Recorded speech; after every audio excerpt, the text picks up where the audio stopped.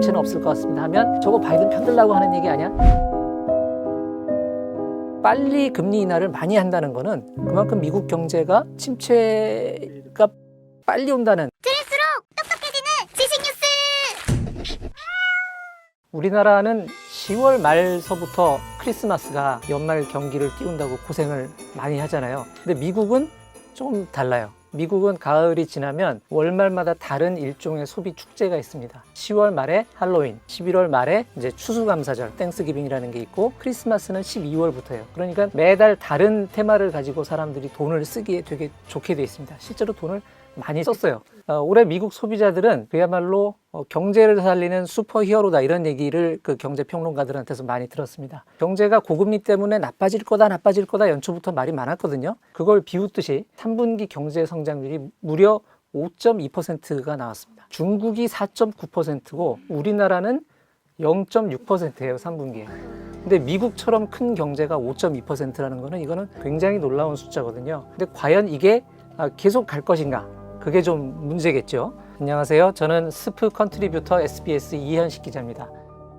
이렇게 지칠 줄 모르고 막 달려가던 미국의 경기가 이제는 식고 있다, 이런 얘기가 나오고 있습니다. 그런데 이제 이게 과열이 식어서 정상으로 오는 정도에 그칠지 아니면 거기서부터 더 차갑게 냉각이 될 것인지, 이게 이제 지금 초미의 관심사로 떠오르고 있어요. 왜냐하면 여기에 미국의 금리 인하 문제가 달려있고, 그게 우리의 무슨 뭐 주택담보대출, 신용카드 금리, 할부 금리, 또 미국의 대통령이 누가 될 건지 내년에, 이런 문제에 다 걸려있기 때문에 전 세계적으로 관심이 매우 높습니다. 그래서 오늘은 미국 경제에 대한 전반적인 상황을 한번 짚어볼까 합니다. 미국의 유명한 경제학자 중에 폴 크루그만이라고 있습니다. 이분이 12월 5일자에서 뭐라고 얘기를 했냐면, 미국의 인플레이션은 이제 어제의 문제가 된 것 같다. Yesterday's problem이다, 이런 표현을 썼습니다. 이미 이제 그 물가가 많이 올라서 경제에 부담을 주는 상황은 좀 지나갔다라고 이제 폴 크루그만은 평가를 하는 것이죠. 물가의 지표가 이제 미국에서 크게 두 가지를 봅니다. 하나는 CPI라는 소비자 물가 지수가 있고, 그다음에 좀 이따 설명드리겠지만 PCE라는 비슷하지만 조금 다른 지표가 또 있어요. 이 지수가 상승률을 따져봤을 때 2022년 여름에 9.1%까지 올라갔어요. 이제 코로나가 끝나고 나서 사람들이 막 이제 돈을 쓰는 뭐 그런 국면쯤 됐겠죠. 그 당시라면 물가 상승률이 9%를 넘어갔던 것이 지금 이 CPI가 지난 10월에 3.2%까지 내려왔습니다. 그 다음에 PCE, 개인 소비자 지출이라는 지표가 또 있거든요. CPI하고 비슷한 건데 기본적으로 간접적으로 나가는 지출들, 뭐 고용주가 직원들 대신 내는 지출이라든가 이런 것들이 좀 포함이 되고 항목의 조정이 좀 더 빨라요. 그래서 이제 연준이 물가를 체크를 할 때는 PCE라는 지표를 좀 더 눈여겨봅니다. 그런데 이 지표도 지금 조금씩 떨어져서 10월에 3.5%까지 상승률이 내려왔어요. 물가 상승률이 거의 9%까지 갔다가 3.5%, 3.2%까지 내려왔으면 많이 내려왔죠. 그렇지만 미국의 금리를 결정하는 연방준비제도이사회, 연준이 볼 때는 자기네 기준은 2%란 말이에요. 그러니까 2%보다는 3.2, 3.5는 여전히 높은 수준인 거죠. 그래서 아직은 연준은 안심할 때는 아니다, 이제 이렇게 얘기를 하고 있고, 2022년에 특히 이제 물가가 많이 뛰었던 것인데 지금은 서서히 그 돈이 좀 바닥이 보이는 것 같다, 이런 얘기들이 나옵니다. 어쩔 수 없이 저소득층부터 소비 여력이 조금씩 바닥이 나는 게 보이는데요. 그거를 보여주는 지표 가운데 하나가 미국의 신용카드 연체율입니다. 신용카드 연체율이 원래 코로나 전에는 한 2.6%쯤 됐어요. 그게 중간에 거의 1.5%까지 떨어졌다가 다시 이렇게 올라오는 U자형 곡선을 그리고 있습니다. 그래서 최근에는 거의 3% 직전까지 2.9%대까지 올라갔어요. 이런 걸 보면 아무래도 저소득층부터 소비 여력이 전 같지는 않구나, 이런 사실을 볼 수가 있고요. 지난 주말에 미국의 월스트리트 저널이 이 물가의 그 추세에 관한 상당히 흥미로운 그래프를 하나 실었습니다. 2021년, 22년 지나면서 물가가 왜 그렇게 뛰었을까를 지금 생각을 해보면, 공급 능력이 코로나라는 돌발 변수 때문에 확 제한이 돼 있는데 갑자기 사람들이 한꺼번에 비슷한 종류의 소비를 했다는 거예요. 2021년 이때를 보면 전 세계적으로 공장도 제대로 안 돌아가고 사람들이 출근도 안 하고 막 이랬잖아요. 그때 앉아가지고, 특히 미국 사람들은 지원금 받은 게 있으니까 인터넷으로 물건을 열심히 샀습니다. 평소에 안 살 물건을 막 사요. 그러고 쌓아놨어요. 한 1년 하니까 뭐 돈도 쓸 만큼 썼고, 이제 집에 물건을 둘 자리가 없더라, 이런 얘기들이 당시 이제 그 보도에 많이 나왔습니다. 그게 좀 지나가고 나서 이제 2022년에 리오프닝이 되니까 어떻게 돼요? 그때부터는 이제 식당 가고 여행 가고 파티하고 행사 가고 콘서트 가고 이런 데 돈을 많이 씁니다. 그러면서 고용시장 과열이 와요. 그래서 이제 서비스 물가가 또 확 뛰었다가 그게 이제 시차를 두고 조금씩 내려오고 있다라는 그래프가 실렸습니다. 서비스 물가가 아직은 상승률이 상품 물가보다 좀 더 높은데 이 상품 물가 상승률 중에서 식료품과 에너지를 빼면 이 상승률은 지금 마이너스예요. 그렇게 지금 상당히 내려오고 있다. 사람들의 구매력이 조금씩 줄면서 그런 추세를 보도를 한 바가 있습니다. 한때 미국 고용시장이 굉장히 가열됐다고 하던데 지금은 좀 진정이 되었나요? 그렇게 되어가는 추세라고 할 수가 있습니다. 미국의 이제 작년하고 올해 상반기 정도까지 상당히 화두가 되었던 단어가 대퇴사 또는 대사직 이렇게 번역이 되는데 영어로는 Great Resignation이다라는 표현이 있었어요. 뭐냐면 코로나19 상황을 거치면서 미국 사람들이 일자리를 보는 관점이 완전히 바뀝니다. 그리고 정부 지원금 받은 게 있어서 돈은 있으니까 사람들이 대거 하던 일을 그만둬요. 나 이 돈 받고 이거 이제 못하겠습니다. 그러면서 원격 근무 시켜주는 곳, 나한테 돈 더 많이 주는 곳을 찾아서 막 이동을 하기 시작을 해요. 그러다가 그 추세가 이제 지금 끝나가고 있다고 그래요. 다니던 곳을 그만두고 새 일자리로 옮겨가는 데까지 걸리는 시간이 점점 길어지고 있다. 그 다음에 이직을 할 때 월급을 올려받으니까 이직을 하겠죠. 그런데 이 올려받는 폭이 점점 줄고 있다. 이런 통계들이 계속 나오고 있습니다. 미국 정부가 그 매월 미국 전국의 채용 공고 건수를 조사를 합니다. 비어있는 일자리가 얼마나 되는지를 알기 위해서. 그게 한때 1200만 개까지 갔었어요. 영어로 이제 job opening이라는 표현을 쓰는데 job opening이 1200만 개까지 갔다가 10월에는 한 873만 정도까지 내려옵니다. 그래서 지금 미국 고용시장의 상태는 일자리가 줄어드는 건 아니에요. 일자리가 계속 많이 생기고 있는데 그 비어있는 일자리가 생기는 그 폭이 줄고 있다. 이런 상황이라고 보시면 되겠습니다. 그러면서 주목할 만한 그게 임금 상승률이에요. 그러니까 미국은 특히 이제 올해 노사분규, 노동조합들의 파업이 굉장히 많았습니다. 왜냐하면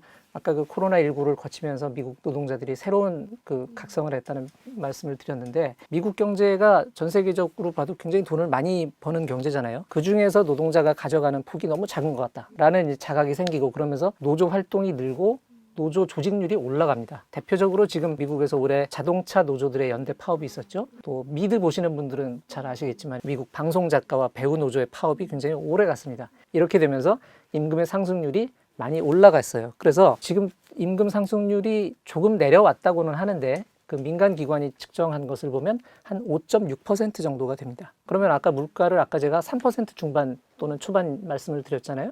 물가 상승률 3%, 임금 상승률이 5.6%라면 임금의 상승률이 더 높은 거죠. 그래서 이 상태를 두고 파월 연준 의장이 최근에 한 대학에 가서 간담회를 할 때 얘기를 했습니다. 경제가 혹시 이러다가 침체되는 거 아닙니까? 소비가 너무 식는 거 아닐까요? 라는 질문이 나오니까 파월이 이 얘기를 해요. 그래서 아직은 물가 상승률이 우리 기준치보다는 높고 그런데 임금 상승률은 그거보다 더 높다. 그렇다면 소비가 줄어들 거라고 급격히 줄어들 거라고 예상할 근거가 없지 않느냐. 파월 의장은 그런 식으로 이제 경제를 보고 있다는 자기 인식을 드러낸 바가 있습니다. 물가 인상률이 줄고 고용시장 과열도 해소가 되면 전체적인 경제 성장률도 내려갈 수 있는 거 아닐까요? 그렇죠. 그렇습니다. 미국의 3분기 경제 성장률, GDP 성장률이 아까 5.2%라고 제가 말씀을 드렸는데 어떻게 그렇게 높게 나왔을까 따져보면 7, 8, 9월 3분기는 이제 사람들이 여름 휴가를 가면서 돈을 많이 쓰죠. 그렇기도 하고 연말 경기에 대비하기 위해서 연말 대목에 대비하기 위해서 기업들이 많이 돈을 썼을 겁니다. 거기다가 이제 정부도 투자 집행을 굉장히 많이 했다 그래요. 그래서 이제 그 전에는 조금씩 내려오던 게 갑자기 확 튀어오른 느낌이 있는데 4분기에는 아마도 1.5% 내지 그 이하로 GDP 성장률이 다시 내려올 거다라는 그런 분석들이 나오고 있습니다. 그리고 10월에 미국 소매 판매 통계가 나온 걸 보니까 그 전달에 비해서 0.1% 정도 줄어든 걸로 그렇게 나오거든요. 이게 한 7개월 만에 처음으로 줄어든 거라 그래요. 아까 앞에 제가 말씀드린 통계들하고 결이 맞죠. 그러니까 고용시장의 과열이 좀 식고 사람들의 가처분 소득이 조금 줄어들고 하는 것과 소비가 조금씩 줄어드는 것과 일맥상통한다고 볼 수가 있습니다. Any corporation that's not brought their prices back down,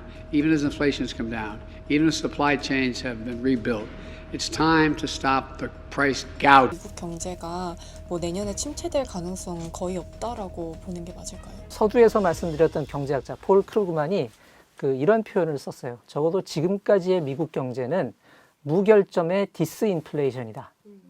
라는 표현을 썼거든요. 무결점의 디스인플레이션이다. 이 얘기를 본인이 설명하기를 보통 연준이 물가를 잡기 위해서 금리를 높게 유지를 하면 일단은 실업이 많이 발생을 하게 되고 그러면서 경기 침체를 한 번씩 겪습니다. 그게 보통 벌어지는 일인데 이번에는 그렇지 않았다는 거예요. 그리고 디스인플레이션이라는 표현을 조금 설명을 드릴 필요가 있는데 인플레이션은 물가가 계속 오르는 거죠. 디스는 그 학교에서 배우셨겠지만 부정적인 접두입니다. 그래서 디스인플레이션은 인플레이션이 이렇게 계속 올라가는 게 아니라 내려오는 거예요. 그런데 이제 최근에 미국 경제 상황을 전하는 그 기사나 컨텐츠나 이렇게 제가 보다 보면 가끔 미국이 이제 디플레이션에 빠질 우려 이렇게 얘기를 하시는 분들도 없지 않아 있는 것 같아요. 근데 디플레이션은 기준선에서 볼 때 경제가 쪼그라드는 상태를 말합니다. 물가가 점점 떨어지는 상태. 그게 디플레이션이거든요. 근데 미국은 지금 그런 거를 논할 상황은 전혀 아니고 아까도 말씀을 드렸지만 과열됐던 게 진정되는 상태다. 이렇게 말씀을 드릴 수가 있어요. 사람 몸으로 치면은 그 물가 상승률이라는 게 약간 체온하고 비슷한 측면이 있습니다. 사람이 적정한 체온이 있죠. 그런데 어떤 이유로 체온이 너무 올라가면 병입니다. 약을 먹어서 떨어뜨려야 되죠. 그런데 그 정상 체온보다 더 떨어지면 저체온증이라 그러잖아요. 이것도 사람의 생명을 위협하거든요. 그래서 미국은 지금 너무 올라갔던 체온이 정상 체온으로 내려오기 시작한 단계다 정도가 맞는 그 평가인 것 같고 그게 저체온증으로 빠질 것 같으냐 그런 상황은 아니라고 볼 수가 있겠습니다. 골드만삭스라고 이제 그 유명한 투자은행이 있잖아요. 골드만삭스가 최근에 냈던 자료에서 미국 경제는 지금 소프트 랜딩, 연착륙을 실현하고 있는 것으로 보인다 이렇게 얘기를 했고요. 내년에 미국 경제가 침체, 리세션에 빠질 가능성은 한 15% 정도 된다고 얘기를 했는데 그럼 높은 거 아니야? 이렇게 생각할 수 있죠. 그래서 거기에 부연 설명이 달려 있습니다. 역사적 평균 수준에 불과하다. 그러니까 지금 여건으로서는 미국 경제가 침체로 굴러떨어질 거라고 크게 걱정을 안 해도 되겠다. 골드만삭스는 그렇게 보고 있습니다. 그럴 가능성이 크진 않다고 말씀을 하셨지만 이제 미국이 전 세계 경제 중심에 있는 만큼 혹시라도 이제 미국 경제가 뭐 침체 국면에 접어들게 되면은 그런 비유가 있는데요. 미국이 기침을 하면 한국 경제는 독감에 걸린다는 말이 있습니다. 아무래도 경제 규모 자체도 다르고 그다음에 규모보다 더 중요하게 미국이 워낙 전 세계적인 경제의 흐름, 패러다임 이런 거를 세팅을 하는 국가다 보니까 미국이 뭐 갑작스럽게 문제가 생기면 한국은 굉장히 피곤해지죠. 그리고 그 한국의 국력 또는 국제적 인정 이런 게 많이 올라와서 우리가 자부심도 많이 갖고 있잖아요. 그런데 이 경제만 갖고 보면 제가 이제 종종 쓰는 비유인데 우리나라는 여전히 신흥국에 가깝고 달러의 바다에 떠 있는 고깃배 같은 신세다. 저는 그렇게 표현을 합니다. 그래서 달러의 바다가 출렁거리면 그 위에 고깃배는 상당히 괴롭습니다. 그래서 미국 경제가 큰일이 안 생기는 게 우리한테는 굉장히 중요합니다. 중요하고 미국 경제가 그럼 내년에 지금 짚어본 대로 갈 거냐. 지금 상황에서 보면 그럴 가능성이 높다고 할 수 있는데 경제라는 게 또 어떤 돌발적인 변수가 일어날지는 모르죠. 작년, 재작년 그 세계 경제에 가장 큰 충격을 줬던 변수들 이를테면 코로나19라는 팬데믹, 그다음에 우크라이나의 전쟁 이런 요소들은 그런 일이 벌어질 줄 그때 누가 알았습니까? 몰랐죠. 얼마나 갈지도 몰랐어요. 그렇기 때문에 내년에 또 무슨 일이 있을지는 그건 아직은 모르는 일입니다. 그러면 혹시 금리는 언제쯤 떨어질지 전망이 좀 궁금합니다. 그게 지금 아마 전 세계적으로 많은 사람들이 가장 궁금해하는 점일 것 같아요. 금리를 결정하는 연준의 매파와 비둘기파가 있습니다. 매파는 왠지 단어 느낌이 좀 무섭죠. 매파는 금리를 올려서 돈줄을 세게 줘야 된다. 이런 쪽의 입장을 말하는 거고요. 비둘기파는 그렇게 하면 사람들 힘든데 돈줄을 좀 여유 있게 해줘야 경제가 원활히 돌아가는 거 아니냐. 침체도 막고. 이런 입장을 대변을 합니다. 연준의 매파로 분류되는 이사 중에 크리스토프 월러라는 사람이 있어요. 이 양반이 11월 말에 어디 강연회에 가서 얘기를 했는데 이런 말을 해요. 인플레이션 감소가 지금처럼 한 3개월, 4개월, 5개월 이렇게 이어진다면 우리는 침체에 대응하기 위해서가 아니고 그냥 물가가 내려왔으니까 금리를 내릴 수 있는 그런 상황이 될 거다. 이런 말을 합니다. 매파가. 근데 이 얘기는 뭐냐면 그 금리 수준이 이렇게 있고 물가도 높았는데 물가가 점점 떨어져요. 떨어지고 있죠, 물가가. 그러면 실질 금리가 점점 올라가게 됩니다. 사람들이 실제로 느끼는 그 금리의 부담이 점점 커져요. 그러면 필요 이상으로 경제를 짓누를 가능성이 생기죠. 그렇기 때문에 금리를 내리는 문제를 곧 검토할 수 있는 상황이 될 것 같다. 지금처럼만 가면 그런 얘기를 했어요. 그 다음에 이제 비둘기파로 분류되는 또 연준의 주요 인사 중에 오스탄 굴스비라는 분이 있습니다. 시카고 연방은행 총재인데 이 양반이 미국 땡스기빙 연휴 때 공영방송에 나와서 인터뷰를 하면서 이런 비유를 해요. 미국 사람들 추수감사절 때 칠면조 요리해서 먹는 거예요. 칠면조가 그 우리가 먹는 치킨하고 달라서 굉장히 크거든요.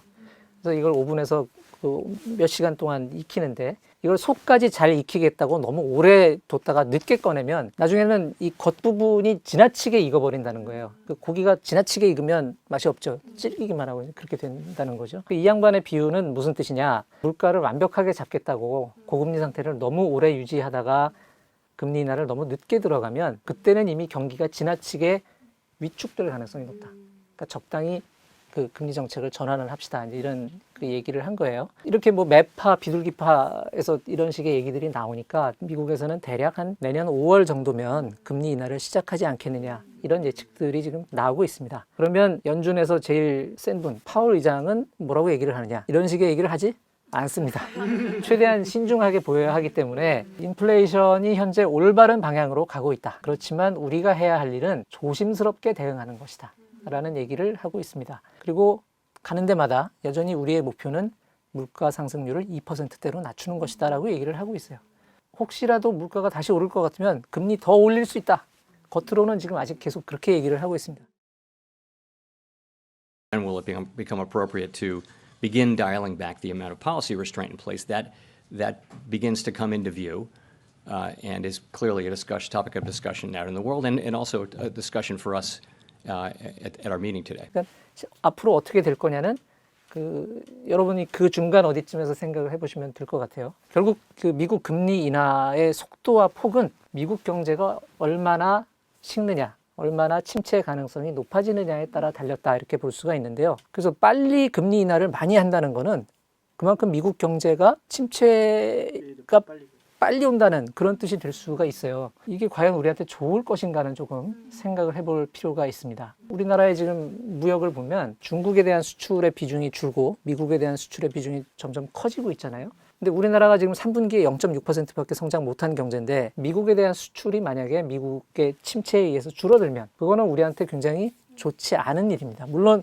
금리가 내려서 조금 그 이자를 내야 되는 분들은 부담이 좀 줄 수도 있고 또 주식 투자하는 분들한테 조금 호재가 될 수도 있을 거예요. 그런 여지가 있긴 하지만 국가 전체적으로 볼 때는 일단은 미국의 경제가 어느 정도 원활하게 돌아가서 우리 물건을 많이 사줄 수 있는 상태가 유지가 되는 게 전체적으로는 가장 좋은 것이 아닐까 저는 그렇게 생각을 합니다.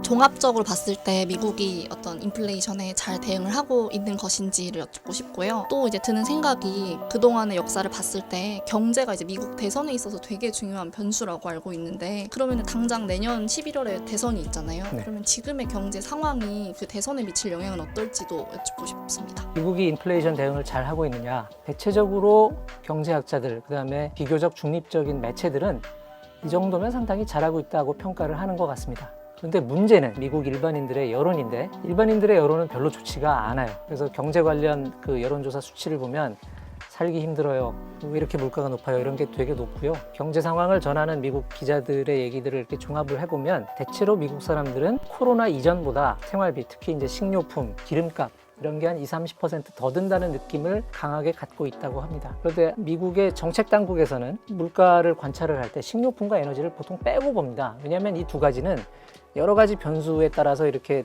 출렁거림이 많아요. 그래서 돈의 흐름이 물가에 어떤 영향을 주고 있는가를 그 기저의 흐름을 관찰하기 위해서는 식료품과 에너지를 빼고 보는 경우가 많은데 사람들이 느끼는 거는 식료품과 기름값이 제일 피부에 와닿잖아요.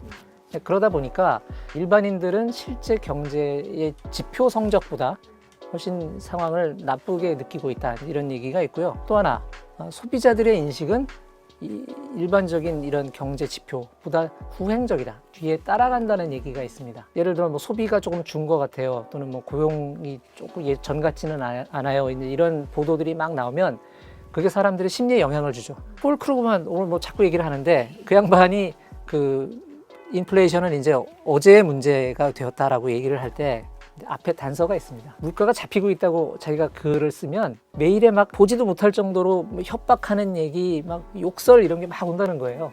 그래서 사실은 일반적인 매체들이 경제 상황을 객관적으로 보도하는데 위축이 돼 있다. 그러니까 사실 지표는 좋아지고 있는데 좋아진다는 얘기를 잘 못 쓴다는 거예요. 그게 이제 결국은 그 지금 바이든 대통령의 인기가 없는 것과 좀 관련이 있습니다. 왜냐하면 지금 경제가 이제 괜찮아지고 있어요라는 얘기를 하면 바이든 대통령이 싫은 사람들 입장에선 저거 바이든 편들라고 하는 얘기 아니야? 이렇게 받아들이는 측면도 있는 것 같아요. 그러니까 이제 물가가 내려가고 있습니다. 경제가 잡히고 있습니다. 침체는 없을 것 같습니다. 하면 그런 사람들을 막 공격을 하는 상황이 좀 벌어지고 있는 것 같아요. 내년에 이제 미국 대선이 11월 5일 날 치러집니다. 그래서 올해 11월 5일을 전후해가지고 미국의 주요 매체들이 다 여론조사를 한번 했어요. 대선 1년을 앞두고 현재처럼 바이든과 트럼프가 결국 붙는다고 가정을 할 때 선거가 어떻게 될 거냐 조사를 했는데 사람들이 트럼프를 찍겠다는 가장 큰 이유는 경제. 그리고 트럼프가 바이든보다 경제를 잘할 거라고 보는 사람들이 바이든이 더 잘할 거라고 보는 사람보다 한 20-30%포인트가 높게 나옵니다. 그러니까 이 미국이 인플레이션을 어떻게 잡느냐. 이거는 내년도에 미국 대선하고 굉장히 밀접한 관계가 있다라고 이제 생각이 되고요. 그런데 이 바이든 대통령이 뭐 직접 할 수 있는 거는 사실은 많지가 않습니다. 바이든 대통령이 달러를 더 풀어라, 조여라, 뭐 이자율을 내려라 이렇게 명령할 수 없거든요. 미국은 그 연준이 독립적으로 결정을 하는데 그러면 이렇게 생각하시는 분이 있을 거예요. 그럼 파월이 혹시 바이든을 좀 도와줘가지고 뭐 어떻게 해주지 않을까? 바이든 대통령은 민주당이고요. 파월 연준 의장은 이 사람은 되게 오래된 공화당원입니다. 그리고 트럼프가 대통령 시절에 지명을 해서 연준 의장이 된 사람이에요. 그러면 반대로 이 사람이 바이든을 안 되게 하려고 뭘 할 거냐?